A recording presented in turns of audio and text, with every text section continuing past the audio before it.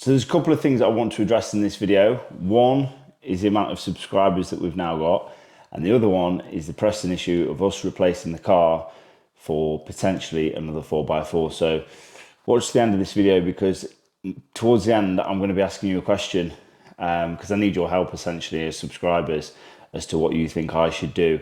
I've come across a bit of a dilemma today, and it's playing on my mind as to what to do next. So yeah, watch the end and you'll see what I mean. But if you can help, I'd really appreciate it.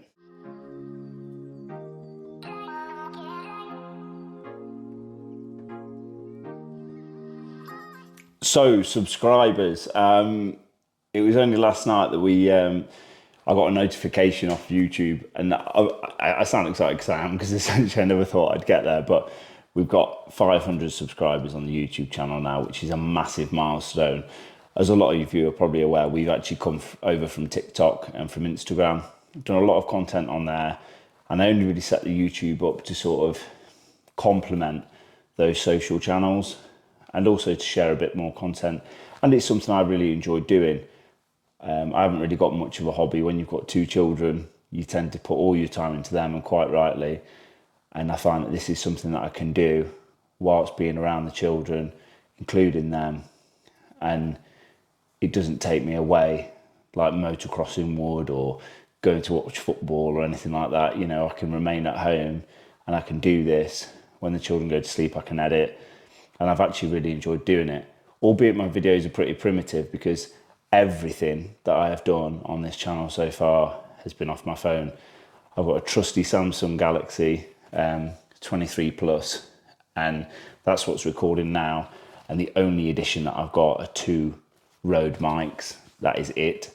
So when it comes to editing, I do it all on the phone. Video capturing, audio, everything's on the phone. And it's got to the point actually where I've done videos and the phone's overheated because I've started editing and I've got that many videos and clips to put together and sound bites.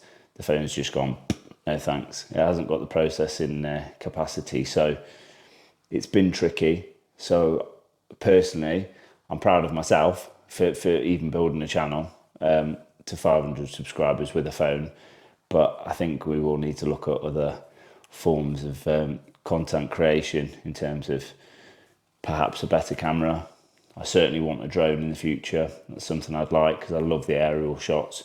I'm just really enjoying being creative and putting it all together. And it's great that you, the subscribers and the followers, are enjoying the content as well, albeit very, I think, basic at the moment. But I hope you're getting a good insight into what we're trying to achieve, because it's not always easy coming up with content ideas and bringing things to people that they find interesting. But however, this is us. This is what we're doing.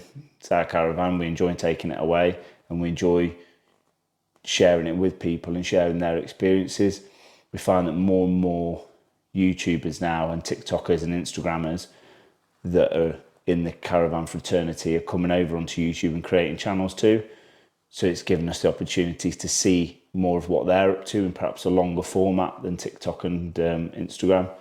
So that's primarily why I created it, just for the community sense.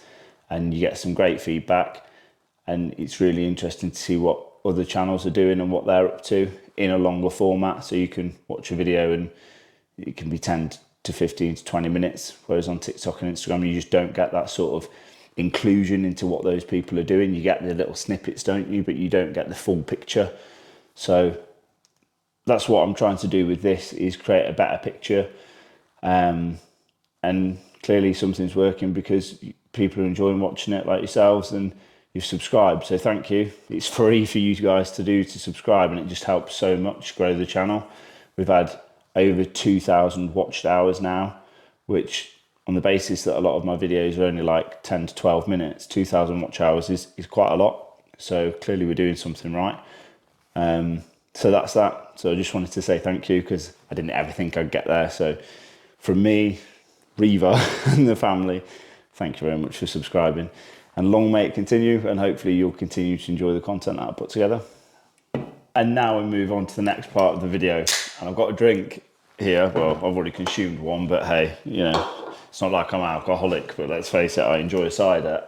I just noticed as well, so I was there saying, oh yeah, I do everything on my phone. I do, but then I noticed that we've got the Mac sat here. The Mac that is sat here, allow me to show you, only turned up the other week, and we were actually donated it by somebody who actually probably felt sorry for me that I was doing everything on the phone. So hopefully this Mac, once I get my head around how to operate a bloody Mac, because it's nothing like a Windows, is it? Once I get my head around how to operate that, we should be well away. I'm going to get a proper camera and I'm going to utilise the Mac. So the Mac is the future, hopefully. But now, yes, on to the second part of the headline. The help that I need from you. So, where to start? Looking into buying a new car. That's the long and short of it. The new car that I'm looking into is a Land Rover. Insert said picture of Land Rover. You'll see it now on the screen. This Land Rover is beautiful. 2020 plate in black, tow bar, everything we need. 7 seats, absolutely beautiful. Cue back to me. The Land Rover in question that I've just shown you is everything we need and desire. However, we all know Land Rover have got a bit of a reputation at the moment for reliability. Now, the Range Rover that I had previously, which I only got rid of due to insurance reasons because they wanted to triple the insurance from £1,000 to £3,000. And I said, well, I'm not doing that out of principle. So I let that Range Rover go.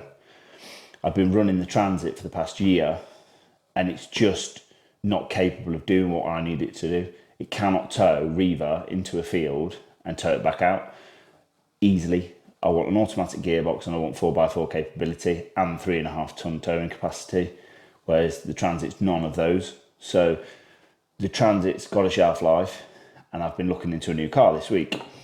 Now, long story short, and this is where I need your help because I respect that those watching this video have got caravans perhaps, have got motorhomes, they could be quite mechanically minded, or at least I hope you are, and you'll have an opinion on this. So I rang up yesterday to buy the vehicle, to reserve the vehicle, and I said, yes, basically, I'll have it. The dealership have come back to me today and sent me a video of the car, a lovely walk around video, fantastic. As the gentleman from the dealership has gone into the car and opened the door, there's an AdBlue light on, no problem, top it up with AdBlue. And there's a coolant light on. Now, alarm bells are ringing in my head because I'm thinking they've just had this car in, or so they claim, and there's a coolant light on. Now I know, because I'm half mechanically minded, that either it's using the coolant, i.e. head gasket or something else sinister, or it's losing the coolant, i.e. a leak. So I've done a bit of digging. I've got friends in the motor trade, shout out Brandon at Coleman's on the A38, and they can access a lot of previous files and everything from Land Rover with the VIN number and the reg. So I've given the information to Brandon. He's gone in and looked at the car. In November, this vehicle suffered with turbo issues, which we're hoping have been fixed because it was 900 miles ago when it had this turbo issue in November. So again, alarm bells are ringing. I'm thinking, has this car, it's had main dealer service history all its life to paint the picture on the car. So I'm thinking, has it started to go wrong? The main dealer have had it in Part X. Again, this is me just thinking out loud. Have they had it in Part X, sent it to the block, which in layman's terms is the auction. This dealership's bought it from the auction blind, and is this car a bit of a lemon? My fear is it's everything I need and want, but this isn't a good start, is it? And as for the coolant leak, the gentleman at the dealership's told me they've topped it up with coolant today, and now the manager's taking it home for the evening to see if it drops coolant or uses any coolant.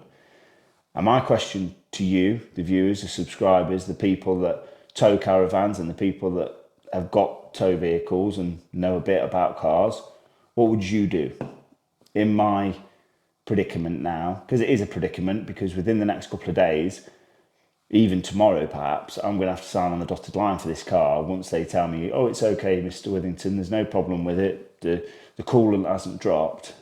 Would you settle for that? It's a lot of money that I'm paying for this car. It's not brand new. It's on a 2020 plate and it's done 68,000 miles. But would you settle for that? I just don't know.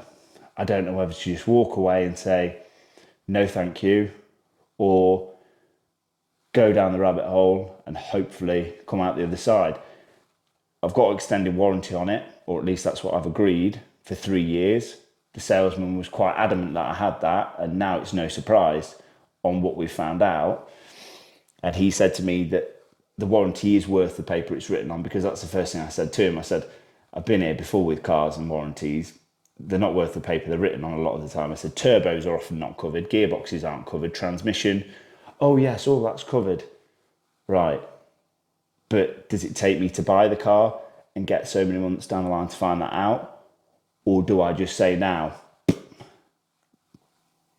car of my dreams, but I've got to be sensible? So let me know in the comments what you do, because I'm sat here now thinking, I should probably pull the plug. And it's Land Rover. We know that it could just be the tip of the iceberg. But I love Land Rover and I stand by Land Rover. I don't know. Really, really don't know what to do. So yeah, any advice in the comments as to what you do in this predicament, please let me know. But yes, thank you for subscribing. 500 subscribers. And this is just a video to say thank you and let you know the predicament that I'm in. See you on the next one. Cheers. You know just what you do to me. Play my emotions like a pair of puppet strings. Did it ever occur to you my heart's more than a toy?